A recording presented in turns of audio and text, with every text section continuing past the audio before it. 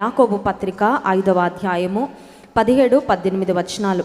యాకోబు పత్రిక 5వ అధ్యాయము 16-17 వచనాలు చదువుకుందాం. 16, 17, 18.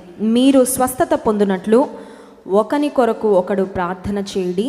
నీతిమంతుని విజ్ఞాపన మనఃపూర్వకమైనదై బహుబలము గలదై ఉండును. ఏలియా మన వంటి స్వభావము గల మనుష్యుడే. వర్షింపకుండునట్లు అతడు ఆసక్తితో ప్రార్థన చేయగా 3.5 సంవత్సరముల వరకు భూమి మీద వర్షింపలేదు. అతడు మరలా ప్రార్థన చేయగా ఆకాశము వర్షమిచ్చెను, భూమి తన ఫలమునిచ్చెను. ప్రార్థన పుట్టిన దగ్గర నుంచి మన కుటుంబాల్లో బిడ్డలకు కూడా మన ప్రార్థన నేర్పిస్తాం.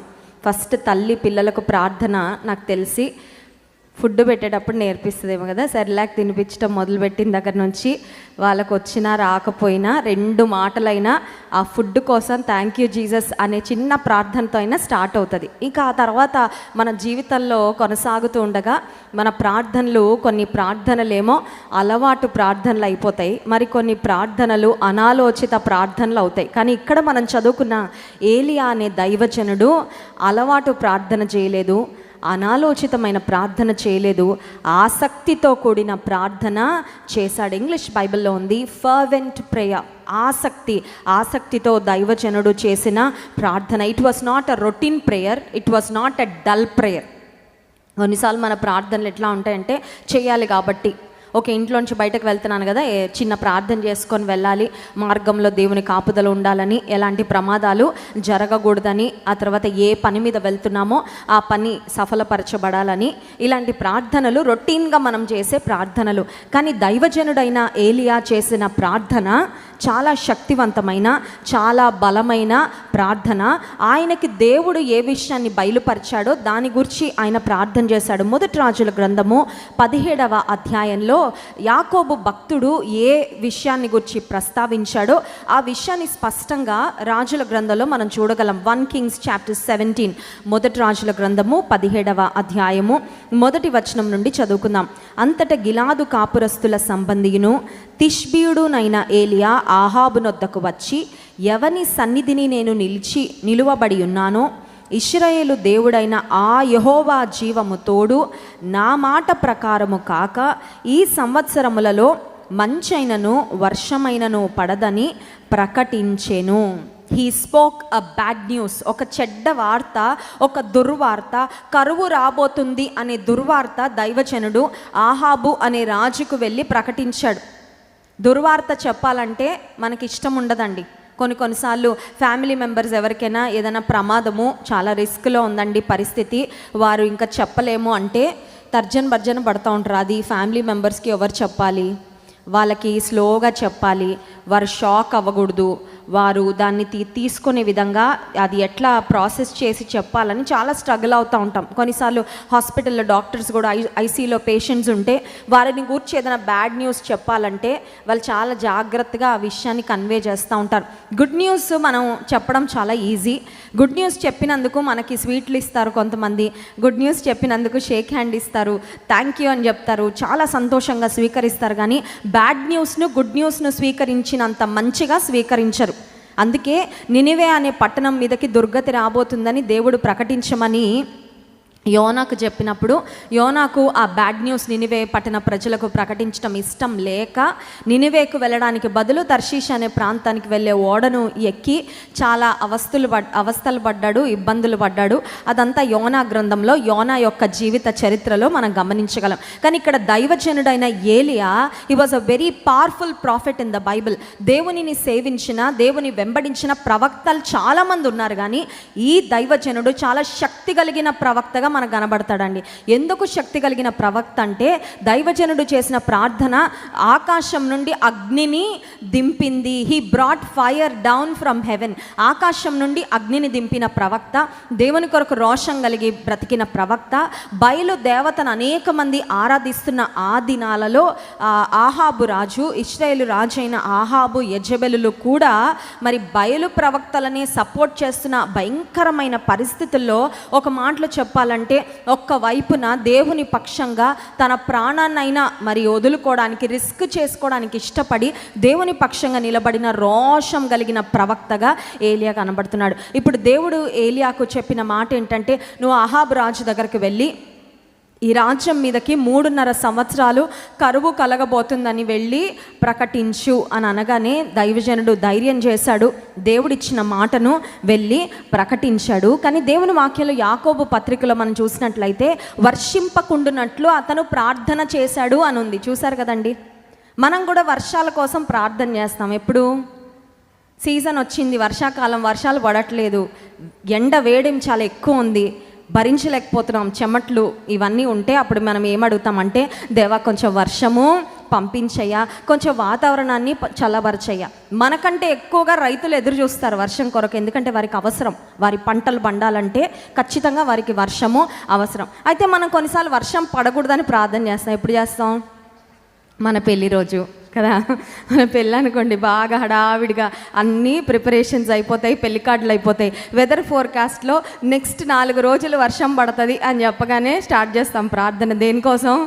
ఎప్పుడన్నా పడని అయ్యా, ఆ ఒక్క రోజు మాత్రం కొంచెం దయచేసి మా బంధువులు రావాలి, మా స్నేహితులు రావాలి, పెళ్ళి చికాకు మధ్యలో జరగకూడదు, చాలా హ్యాపీగా మంచి వాతావరణంలో ప్లెజెంట్గా జరగాలి, కాబట్టి దయచేసి వర్షం మాత్రం పడకుండా సహాయం చేయి. కొన్ని సందర్భాలలో certain times we pray that it will not rain. కానీ ఇక్కడ ఒక రోజు కోసమో, ఒక వారం కోసమో దైవజనుడు చేస్తున్న ప్రకటన, చేస్తున్న ప్రార్థన కాదు. 3.5 సంవత్సరాలు వర్షింపదు అంటే అర్థం ఏంటంటే, 3.5 ఒక సంవత్సరం వర్షం పడకపోతేనే కరువు స్టార్ట్ అయిపోద్ది. 3.5 సంవత్సరాలు వర్షం పడలేదంటే it's going to be a severe famine and drought. ఆ ప్రాంతంలో గొప్ప కరువు రాబోతుంది. అది ఖచ్చితంగా ఆ ప్రాంతంలో ఉన్న వారికి దుర్వార్తే, ప్రాముఖ్యంగా రాజుకు దుర్వార్త. ఎందుకంటే రాజు యొక్క బాధ్యత ఆ ప్రజల యొక్క క్షేమాన్ని, వారి యొక్క మరి ఆనందము, అవన్నిటి గురించి కూడా రాజుకే ఎక్కువ బాధ్యత. కాబట్టి it was definitely a bad news. కానీ దైవజనుడు ఏం ప్రార్థన చేశాడు? వర్షింపకుండునట్లు ప్రార్థన చేశాడంట. ఇది దైవజనునికి ఎవరిచ్చారు ఈ ఆలోచన అంటే, దేవుడే దైవజనుడైన ఏలియాకు తెలియపరచడం ఏమనంటే, ఏలియా you have to pray, Elijah you must pray that it will not rain for the next 3.5 years. 3.5 సంవత్సరాలు వర్షం పడదు అని నువ్వు ప్రార్థన చేయాలి, వర్షం పడదు అని వెళ్ళి ప్రకటించాలి. మొత్తం అయిపోయాకయ్యా అప్పుడు దేవుడు నాకు ముందే చెప్పాడని వెళ్ళి చెప్తాను అని కొంతమంది అంటారండి. ఎందుకంటే వారికి విశ్వాసం ఉండదు. అద్భుతం దేవుడు జరుగుతుంది అని చెప్పాక ముందు చెప్పరు, అయిపోయాక చెప్తారు నాకు ముందే చెప్పాడండి దేవుడు అని. కాదండి, నిజమైన ఫెయిత్, నిజమైన విశ్వాసం అంటే ఏంటంటే, జరగక ముందే జరిగినట్లుగా నమ్మి విశ్వసించి పలకడం. అందుకే యేసయ్య తోమాను గురించి చెప్పిన మాట ఏంటంటే, చూచి నమ్మిన వానికంటే చూడక నమ్మినవాడు ధన్యుడయ్యా. నువ్వు నా గాయాలలో, నా చేతి వూండ్స్లో, లేదంటే ఆ స్కార్స్లో నువ్వు వేలు పెట్టి చూస్తేనే కానీ నువ్వు నమ్మనన్నావు కదా, నీకన్నా చూడకుండా నమ్మిన వారు ధన్యులని యేసయ్య తోమాతో చెప్పినట్లుగా నూతన నిబంధన గ్రంథంలో మనం గమనించగలం. సరే, ఇక్కడ దైవజనుడైన ఏలియా he's praying a very very specific prayer. ప్రార్థన చాలా స్పష్టంగా ఉండాలి. ఇప్పుడు మీ పిల్లలు మీ దగ్గరకు వచ్చి ఏదన్నా ఇవ్వండి అన్నారనుకో, ఏదన్నా ఇచ్చి, ఏం కావాలి చెప్పమ్మా, ఏదన్నా. చిన్నప్పుడు మా ఇంట్లో మా చెల్లి ఉండేది. మా చెల్లి ఊరికి ఏడిచేది. ఊరికి ఏడిస్తే మా మమ్మీ అనేవారు, నీకేం కావాలో చెప్పు. మనకి పిల్లలు ఏడిస్తే ఎంత చికాకు వస్తుందండి, చాలా ఇరిటేషన్ కదా. ఆ ఏడుపు ఆపడానికి ఏదో ఒకటి వారికి ఇచ్చేయాలని, ఆ ఏడుపు ఆపాలని మనం ప్రయత్నం.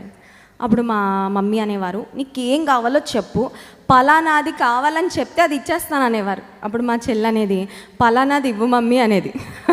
అంటే పలానా అనేది ఏదో వస్తువు అనుకో, పలానా అంటే అది అర్థం అవ్వక పలానాది అంటే మేము నవ్వుకునే వాళ్ళం. పలానా అంటే దట్ స్పెసిఫిక్ థింగ్.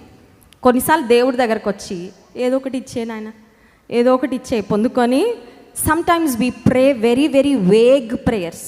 కొన్నిసార్లు చాలా అస్పష్టంగా ప్రార్థన చేస్తాం. ఇప్పుడు మీ దగ్గరికి ఎవరైనా వచ్చారండి, ఏదో అవసరతలో ఉండొచ్చారు, మీ దగ్గరకు వచ్చి పాయింట్ చెప్పకుండా దాని చుట్టూ తిరుగుతున్నారు అనుకోండి, దాని ఇంగ్లీష్లో ఏమంటారంటే బీటింగ్ రౌండ్ ద బుష్ అంటారు.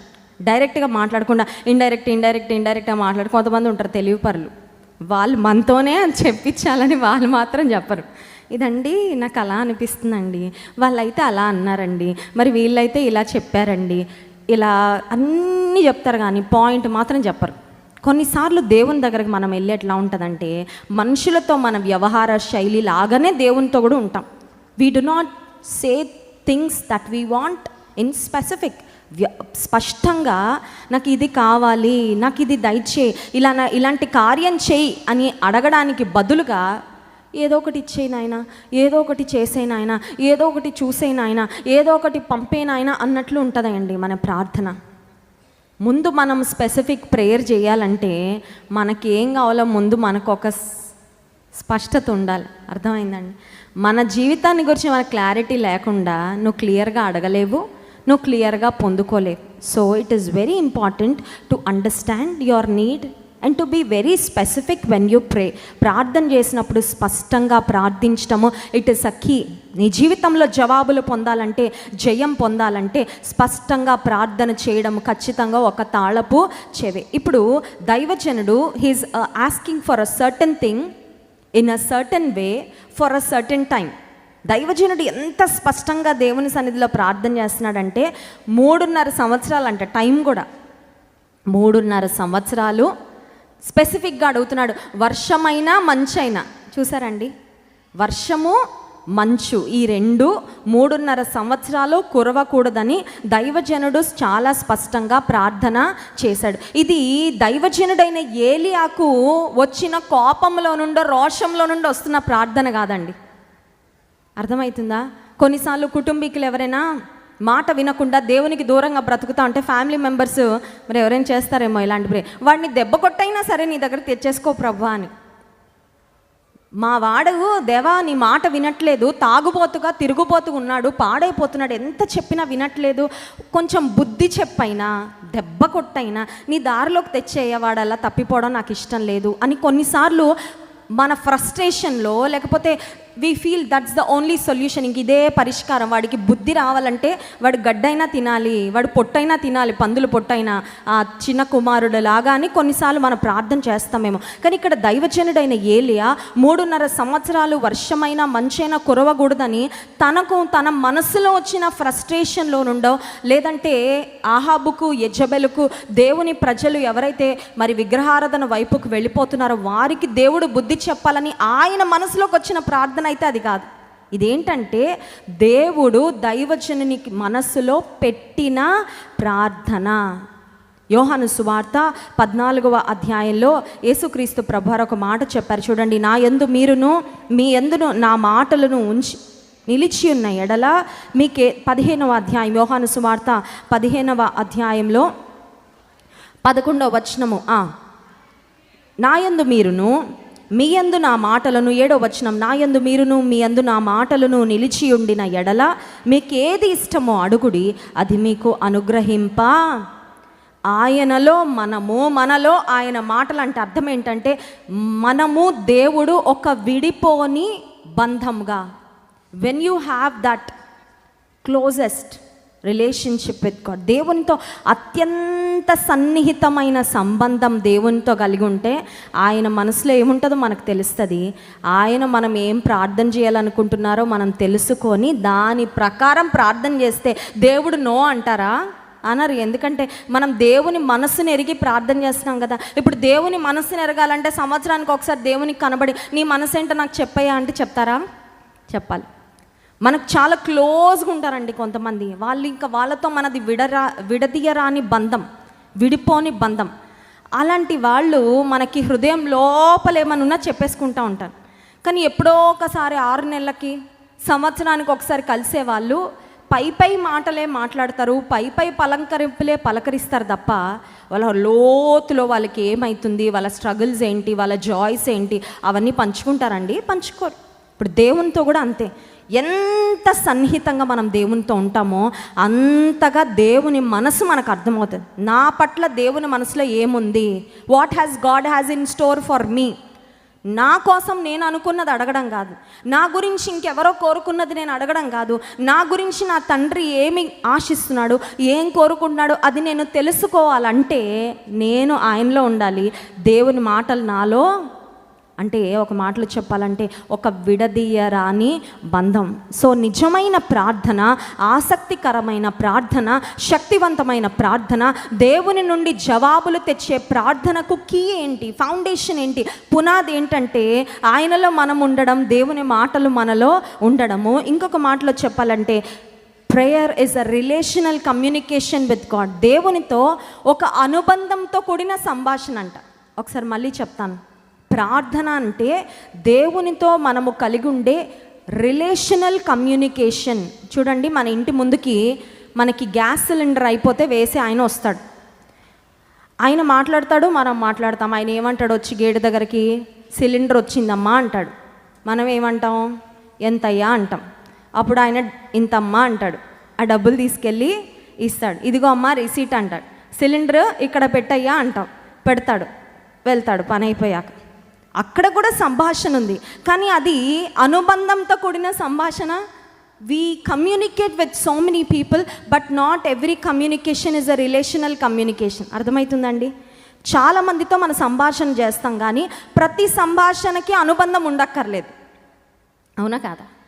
ఇప్పుడు స్కూల్లో లేదంటే కాలేజ్లో మన ఇరుగు పొరుగు వారితో జస్ట్ మాట్లాడతాం, పలకరిస్తాం. ఒక పని ఉంటే ఒక షాప్కి వెళ్ళాము, కొట్టుకు వెళ్ళాము, షాప్లో ఇది ఇవ్వయా అది ఇవ్వయా అని అంటాం. ఆయనతో మనకి ఏ అనుబంధం ఉండక్కర్లా, మన దగ్గర డబ్బులు ఉంటే చాలు, ఆయన దగ్గర వస్తువు ఉంటే చాలు, పని అవుతుంది. అంతే కదండి?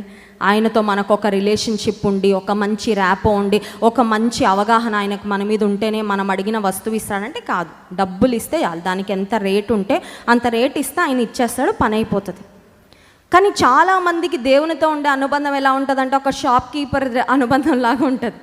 అంటే వెళ్ళి అడగడము, పొందుకోవడం, వచ్చేయడం, అంతే. ఇంకా మళ్ళీ కనెక్షన్ ఏమీ ఉండదు. కానీ నిజమైన ప్రార్థన, శక్తివంతమైన ప్రార్థన, ఆసక్తికరమైన ప్రార్థన నీవు నేను ఏలియా వలె చేయాలంటే మన ప్రార్థన ఎలా ఉండాలండి?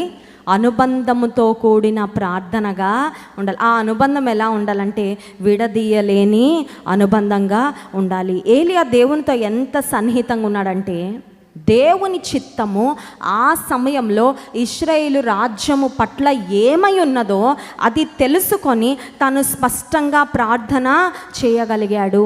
నీవు నేను కూడా కొన్నిసార్లు ప్రార్థన చేస్తాం, పొందుకుంటాం, కొన్నిసార్లు ప్రార్థన చేస్తాం, పొందుకోం. కొన్నిసార్లు మనకి ఒక డౌట్ వస్తూ ఉంటుంది, అసలు నేను అడుగుతున్నది కరెక్టేనా? డౌట్ వస్తుందా, రావట్లేదా? ఎప్పుడైనా రావాలి, డౌట్ రావాలి. ఎందుకంటే డౌట్ రాకుండా మైండ్లోకి ఏమొస్తే అది అడిగేస్తున్నామంటే ఒక గుడ్డి ఎద్దంట చేన్లో వెళ్తుందంట, అట్లా ఉంటుంది పరిస్థితి. ఏంటండి? బ్లైండ్గా ఏదో చేసేయడం అట్లా కాదండి. దేవునితో మన రిలేషన్షిప్, మన అనుబంధము, దేవుని సన్నిధిలో మనం చేసే ప్రార్థన, దేవునితో మనం చేసే సంభాషణ, ఇవన్నీ కూడా చాలా ఇంటెన్షనల్గా, చాలా జాగ్రత్తగా, చాలా మరి ఒక్కొక్క అడుగు కూడా ఎంతో ఆలోచన పూర్వకంగా, ఆత్మీయంగా అది ముందుకు సాగాలి. కానీ అలవాటుగానో లేకపోతే ఏదో ముందుకు వెళ్ళిపోవడం కాదు. ఏలియా దేవుని చిత్తాన్ని తెలుసుకున్నాడు. ఇప్పుడు దేవుని చిత్తము తెలుసుకొని ప్రార్థన చేస్తూ ఉంటే, ఈ విషయాన్ని తెలియచేసిన తర్వాత హీ హ్యాస్ ప్రేడ్, ప్రార్థన చేశాడు. ఇప్పుడు కరువు అంటే కేవలం రాజ్యంలో వారికే కాదు, ఆ కరువు యొక్క ఎఫెక్ట్ ఖచ్చితంగా దైవజనుని మీద కూడా పడుతుంది. ఇప్పుడు దైవజనుడు వర్షము 3.5 సంవత్సరాలు కురవదంటే, దేవా మరి నీ ప్రవక్త అయిన నా సంగతి ఏంటి, నా పోషణ సంగతి ఏంటి? రాజు దగ్గర అంటే నిల్వలు ఉంటాయి, ఫ్యామిలీ అంటే వాళ్ళు ఏదో ఒక బస్తా గింజలో, విత్తనాలో, పిండో ఏదో ఒకటి వాళ్ళు పెట్టుకుంటారు. నేను నీ మీద ఆధారపడుతున్నా కదా, ఇప్పుడు 3.5 సంవత్సరాలు వర్షింపకూడదని నన్ను ప్రకటించమంటున్నావు, నన్ను ప్రార్థన చేయమంటున్నావు, నా సంగతి ఏంటని ఆలోచన చేయాల. దైవజనుడు ఒకటే అనుకున్నాడు, దేవుడు ఏం చేయమంటే అది చేయడం నా పని, నా గూర్చి ఆలోచించడము, నా పోషణ, నా సంరక్షణ, నా భద్రత, అదంతా నా దేవుని బాధ్యత. ఇప్పుడు దేవుడు ఏలియాకు చెప్పిన మాట ఏంటంటే, నువ్వు వెళ్ళి కెరీతు వాగు దగ్గర ఉండు, ఆ కెరీతు వాగులోని నీళ్లు త్రాగు. ప్రతి దినము ఉదయము సాయంత్రము ఏం పంపిస్తారంట? కాకులు వచ్చి, కాకోలములు ఉదయమందు రొట్టెను మాంసమును అస్తమయమందు. 2 meals a day. ఎన్ని మీల్స్ అండి? రోజుకి. ఇది బిబ్లికల్ వే ఆఫ్ ఈటింగ్. ఆ కాలంలో దేవుని వాక్యంలో ఉన్న ఒక చక్కని పద్ధతి ఏంటంటే 2 సార్లు తినడం. మనం ఎన్నిసార్లు తింటాం? ఎన్నోసార్లు అటు ఫ్రిడ్జ్ దగ్గరికి వెళ్ళినప్పుడల్లా ఏదో ఒకటి లోపల నుంచి రావాలా, కడుపులో పడాలా. డైనింగ్ టేబుల్ దగ్గరికి వెళ్ళొచ్చినప్పుడల్లా కొంతమంది ఉంటారండి, వండుతూ ఉంటారు చికెన్, 1/2 kg వెళ్ళిపోద్ది. ఉప్పు సరిపోయిందా, కారం సరిపోయిందా, మసాలా సరిపోయిందా, అదేంటి ముక్క ఉడికిందా, అన్ని టెస్టింగ్లో సగము. అలా రకరకాలుగా మనం రకరకాల కారణాలతో నెపాలతో ఎంతో తింటాం. ఎక్కువ తినడం వల్ల అనారోగ్యాలు వస్తూ ఉన్నాయి. కానీ దైవజన్ని దేవుడు రోజుకి ఎన్నిసార్లు పోషించాడండి? 2 సార్లు చాలంట, తెలుసా అండి? ఇంక ఇప్పుడు డాక్టర్స్ ఏం చెప్తున్నారంటే ఓమాడ్ అంటున్నారు, 1 meal a day. రోజుకి ఒక్కసారి తింటే చాలంట, చాలా కాలం బతుకుతారంట. టిప్ అయితే చెప్పారు కానీ చేయడం చాలా కొంతమంది అంటున్నారు బాబోయ్ నా వల్ల కాదండి అని. సరే మీకు ఎలా వీలైతే అలా చేయండి. కానీ దేవుడు దైవజనునికి రోజుకి ఎన్నిసార్లు అండి? 2 times, 2 సార్లు దేవుడు ఆహారాన్ని పంపించి, ఆ తర్వాత బ్రూక్లో ఆ కెరీత్ అనే వాగులో నీరు ఎండిపోయాయంట. 7వ వచనం, కొంతకాలమైన తర్వాత ఆ దేశంలో వర్షము లేక ఆ నీరు ఎండిపోయాను. నీరు ఎండిపోతే దేవుడు అన్నాడు, సారెపత్తు అని ఒక ఊరికి వెళ్ళు, అక్కడ ఒక విధవరాల్ని నీ కొరకు నేను ప్రిపేర్ చేసి పెట్టా, she's going to feed you. అంటే దేవుని యొక్క ప్రణాళికలు ఎంత గొప్పవో ఆలోచించండి. దేవా నీ మాట చొప్పున నేను ప్రార్థన చేసి ప్రకటించాను 3.5 సంవత్సరాల కరువని, మరి నా సంగతి ఏంటి అని ఆలోచించుకోకుండా విశ్వాసంతో దేవుని చిత్తాన్ని ప్రకటించి దేవుని చిత్తాన్ని ప్రార్థించిన దైవజనుని పోషణ దేవుడు చూసుకున్నాడు. స్తోత్రం చెప్దాం, హల్లెలూయా. నీవు నేను చేయాల్సింది ఒక్కటే, నీ చిత్తము నెరవేర్చుట నాకు నేర్పించంతే. ఎందుకంటే ఆయన చిత్తములో మనం సాగితే, ఆయన చిత్తానుసారంగా ప్రార్థన చేస్తే, ఆయన చిత్తములో ముందుకు వెళ్తే మనకి ఎప్పుడు ఏం అవసరమో సమయానుకూలంగా నా దేవుడు సమకూర్చేవాడు. ఆసక్తికరమైన విషయం అండి. మొన్న వెన్స్డే ఆన్లైన్ విమెన్స్ మీటింగ్లో చెప్పాను. ఒకవేళ స్త్రీలు ఎవరైనా వినకపోతే ఇంటికి వెళ్ళాక వినండి, చాలా ఆసక్తికరమైన విషయాలు. సారెపత్తు అనే ఊరికే ఎందుకు వెళ్ళమన్నాడు? ఏ ఊరికైనా వెళ్ళచ్చు, ఆయన ఉన్న ఊరికి దగ్గరలో చెప్పచ్చు. But God was very specific in directing Elijah. ఏలియాను నడిపించడంలో కూడా దేవుడు ఎంత స్పష్టంగా ఉన్నాడు. సారెపత్తు అనే ఊరికి వెళ్ళు. ఆ ఊరిలో ఎవరో ఒకళ్ళు ఇంటికి వెళ్ళయ్యా నీకు అన్నం పెడతారని చెప్పారా, నీకు రొట్టెలు ఇస్తారని చెప్పారంటే ఆ ఊరిలో ఒక్క విధవరాలను ఏర్పరచుకున్నాడు. మీరు ఇంటికి వెళ్ళాక లైవ్ చూడకపోతే ఆ రోజు వినండి, చాలా ఆసక్తికరమైన విషయాలు అందులో ఉన్నాయి. ఒక్క విధవరాల దగ్గరికి ఎందుకు పంపించాడు? ఆ ఊరిలో గొప్ప వాళ్ళు లేరా? ఆ ఊరిలో సమృద్ధి కలిగిన వారు లేరా? ఆ ఊరిలో దైవజనునికి ఇంకా మంచి ఆతిథ్యం ఇవ్వగలిగిన స్థితిలో ఉన్న వేరే వాళ్ళు లేరా? అంటే ఆ విధవరాలు ఆ రోజు ఉన్న కొంచెము పిండితో నూనెతో అప్పం చేసుకొని ఆమె తన కొడుకు చనిపోవాలని ప్రిపేర్ అయితే ఆమెను తన కుమారుణ్ణి దైవజనునికి మొదటి అప్పం ఇవ్వడం ద్వారా ఆ కరువు 3.5 సంవత్సరాలు పోషించాలని దేవుని చిత్తం కాబట్టి ఆమె దగ్గరకే వెళ్ళమని. ఇందాక ఒక మాట చెప్పాను, we have to pray specific prayers అని. స్పష్టంగా ప్రార్థన చేయాలి. దైవజనుడు ఏం ప్రార్థన చేశాడు? 3.5 సంవత్సరాలు ఆ టైం పీరియడ్. తర్వాత వర్షమైనా మంచైనా కురవదు. That was his prayer.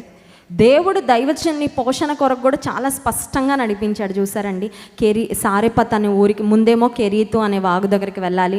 అక్కడ ఏ పక్షులు వస్తాయి కూడా ముందే, అది కూడా దేవుడు ప్లానింగ్. ఈ రోజుల్లో డ్రోన్ సర్వీసెస్ వచ్చేసాయి కదండి. మనం ఏమైనా ఆర్డర్ చేస్తే డ్రోన్తో మనకు కావాల్సిన కూరగాయలు మన ఇంటి అపార్ట్మెంట్ దగ్గరకు వచ్చి డ్రాప్ చేస్తున్నాయంట. అలాంటి సర్వీసెస్ చాలా దేశంలో స్టార్ట్ అయిపోయినాయి. ఆ రోజుల్లో దేవుడు వాడుకున్న డ్రోన్లు ఎవరండి? దొంగ కాకులు వచ్చి చక్కగా దైవజనికి ఇచ్చేసి వెళ్ళిపోయాయి. ఇప్పుడు నీరు లేదు, కాకులు వచ్చిన ఉపయోగము లేదు. So God had another plan. దేవుడు ఇంకొక ప్రణాళికతో తన దైవజనిని నడిపించాడు. సరే, ఈ పరిస్థితి అంతా జరిగిన తరువాత ఇప్పుడు 3.5 సంవత్సరాలు అయిపోయిందండి. The lord has taken care of the man of God. దేవుడు దైవజనుని పోషించుకున్నారు. 3.5 సంవత్సరాలు అయిపోయింది.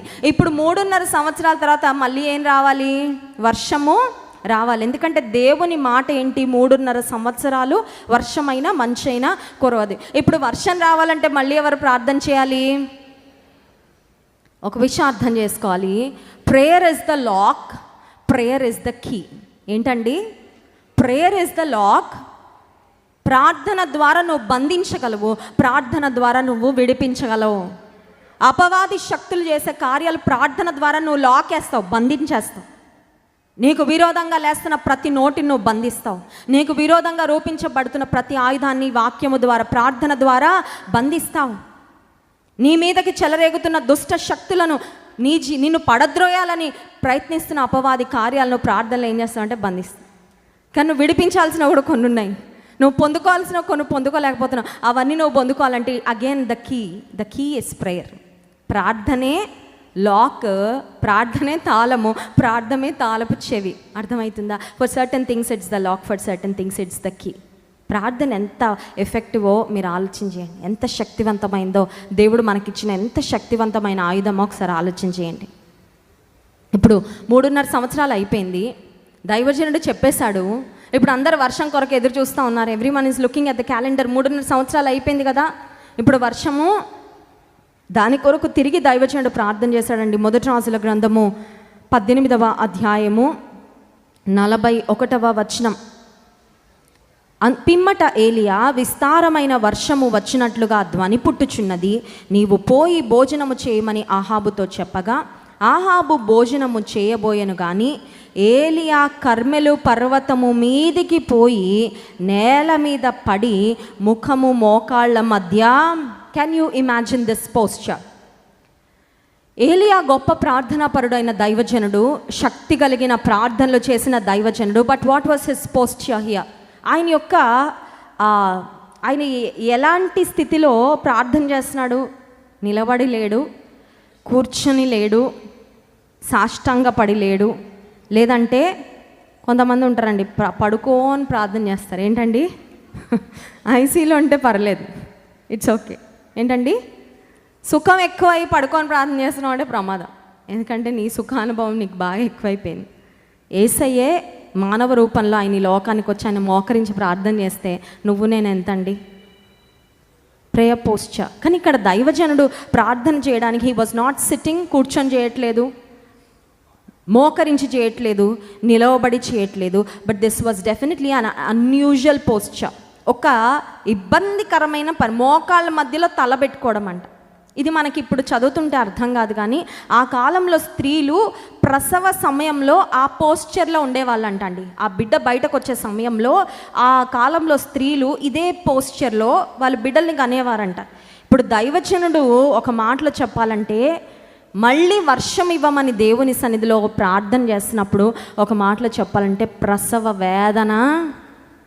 ప్రసవ వేదన పడిన స్త్రీలకు తెలుసు అది ఎంత కష్టంగా. You put all your energy into it కదా. నీకున్న శక్తి అంతా ఆఖరు ఆ ఔన్స్ కూడా మొత్తం పెట్టేస్తుంది. ఎందుకంటే ఆ బిడ్డ బయటకి రావాలి, ఆ బిడ్డ క్షేమంగా రావాలి. నేను ఎంతవరకు నా శక్తి వాడగలను, ఎంత ఓపిక ఉందో ఆ ఓపిక అంతా వాడుతాను ఆ బిడ్డ బయటకు రావడానికి. కానీ ఒక తల్లి ప్రసవ వేదన ఎట్లా పడుతుందో, ఏలియా కూడా ప్రసవ వేదన పడుతూ చేస్తున్న శక్తి కలిగిన ప్రార్థన. It was not an easy prayer, it was not a comfortable prayer. ఇప్పుడు వర్షం పడాలి అని ప్రార్థన చేస్తా, పనివాడు ఉంటే తన దగ్గర ఉన్న సేవకుని దైవజనుడు అంటున్నాడు, వెళ్ళొకసారి ఆకాశం వైపు చూడు, ఏమైనా మబ్బులు వచ్చాయా అని. మనం కూడా అంతే కదా, ప్రార్థన చేసినప్పుడు ప్రార్థన చేస్తాం, ఒకసారి వెళ్ళి చూడండి ఏమన్నా జరిగిందా, ఒకసారి వెళ్ళి చెక్ చేయండి అంటాం కదండి. మనం కూడా దైవజనుడు తన పనివాడిని పంపించాడు. చూడండి 43వ వచనం. తరువాత అతడు తన దాసుని పిలిచి, నీవు పైకి పోయి సముద్రపు వైపు చూడుమనగా వాడు మెక్కర ఎక్కి పారజూచి ఏమీ కనబడలేదనగా అతడు ఇంకా 7 మార్లు పోయి చూడుమని. 7 మార్లు, 7 అనేది సంపూర్ణతకు. మేఘాలు కనబడేదాకా నేను ప్రార్థన చేస్తూ ఉంటా, నువ్వు చెక్ చేస్తూ ఉండేళ్ళి. I do not give up on God, you do not give up on checking. నువ్వు వెళ్ళి చూస్తూనే ఉండు. నేనేమో ప్రార్థన చేస్తూనే, కొన్నిసార్లు we get so tired so easily కదా, చాలా సులభంగా అలసిపోతాం. ఇంకెంతకాలం చేయమంటారండి, ఇంకెన్నిసార్లు ఎదురు చూడమంటారండి. పరిపూర్ణంగా 7 మార్లు వెళ్ళి చెక్ చేయమన్నాడంటే పరిపూర్ణంగా దైవజనుడు ప్రార్థన చేశాడు.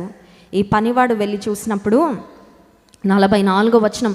7వ మారు అతడు చూచి అదిగో మనిషి చెయ్యి అంత చిన్న మేఘము సముద్రము నుండి పైకి ఎక్కుచున్నదనెను. అప్పుడు ఏలియా, నీవు ఆహాబు దగ్గరికి పోయి, నీవు వెళ్లకుండా వర్షము నిన్ను ఆపకుండానట్లు నీ రథమును సిద్ధపరచుకోమని చెప్పుమని వానిని. దైవజనునికున్న ధైర్యం చూడండి. 3.5 సంవత్సరాలు వర్షమైన మంచైనా కురవదని జరగక ముందే వెళ్ళి దేవుని ప్రవక్త కాబట్టి రాజైన ఆహాబుకు ఎంత కాన్ఫిడెంట్గా చెప్పాడో. ప్రార్థించిన తర్వాత, ప్రసవ వేదన పొందినంతగా ప్రార్థించిన తర్వాత దైవజనుడు చెప్పిన మాట ఏంటంటే, పనివానికి ఆహాబు రాజుకు చెప్పు, వర్షం పడబోతుంది, ఆయన రథంలో ఆయన ఎక్కడికి వెళ్ళాలో అక్కడికి వెళ్ళిపోమని చెప్పంటే ఆహాబు రథం ఎక్కి యెజ్రెయేలుకు వెళ్ళాడంట. ఆసక్తికరమైన విషయం చూడండి. ఇది ఒక్క మాట చదువుకొని ముగించుకుందాం. 46వ వచనం. యెహోవా హస్తము ఏలియాను బలపరచగా అతడు నడుము బిగించుకొని ఆహాబు కంటే ముందుగా పరుగెత్తుకొని పోయి యెజ్రెయేలు గుమ్మం వద్దకు. Look at this. రాజు గుర్రాలు ఫాస్ట్గా పరిగెడతాయా, లేదంటే ఏలియా ప్రవక్త ఫాస్ట్గా పరిగెడతాడా? ప్రవక్త వేసుకునే వస్త్రాలు ఎట్లా ఉంటాయండి? హుస్సేన్ బోల్ట్ రన్నింగ్ రేస్లో వేసుకునేలాగా ఉండవు. పరుగు పందెంలో మీకు తెలుసా, పరుగు పందెంలో పాలు పొందే వాళ్ళు చాలా లైట్ వెయిట్ క్లోత్స్ వేసుకుంటారు. వాళ్ళ వెంట్రుకలు కూడా చిన్న కట్ చేయించుకుంటారంట. ఎందుకంటే ఆ హెయిర్ వెయిట్ వల్ల కూడా ఫ్యూ సెకండ్స్లో వాళ్ళు మెడలు పోతుందని. ప్రవక్తలు అంటే యూ కెన్ ఇమాజిన్, వారు అంగీలు ధరించుకునేవారు, వెంట్రుకలు కూడా చాలా లాంగ్గా. It's almost like running with a sari.